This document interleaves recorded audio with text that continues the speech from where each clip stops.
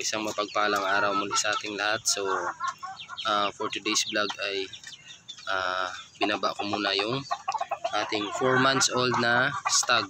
So ito na siya guys, kasi pag palating nasa kulungan lang, parang humihina yung kanyang tuhod.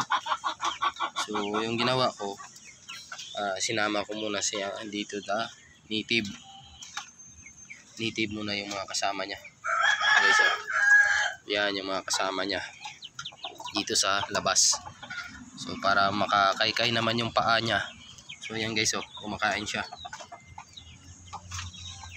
Yan, so purgahin ko pa yan ulit dahil medyo mahina kumain. So yan, yung isa pala na kasama niyan is yun yung naswap natin sa dalawa nating bagong manok na puro babae. So ito yung magiging materialis din natin guys. So wala pa ganong masyadong balahibo sa dibdib.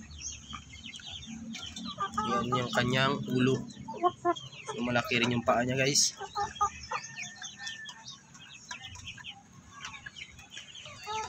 So yan siya.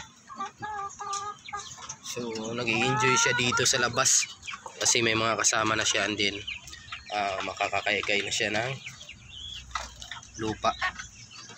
So guys, oh. So makakakaykay na sila dito. So yan yung ating mga ibang native. So nakarni na natin yung iba. Yan. So dito nakalagay yung ating dalawang bagong manok. So yan guys, oh, ang gaganda nito. Ayan, malakas kumain. Tapos yung isa nating ulo basilan dyan natin ilagay, and then yung itlog niya kinukuha lang natin, and then ulam lang. So yan na siya guys, oh. So hindi makalapit yung ibang manok sa kanya kasi malaki siya at tinutuka niya. Ayan.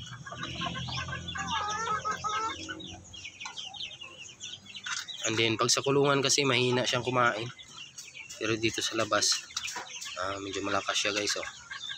Kasi siya lang mag-isa doon, wala siyang kasama. So yan na siya.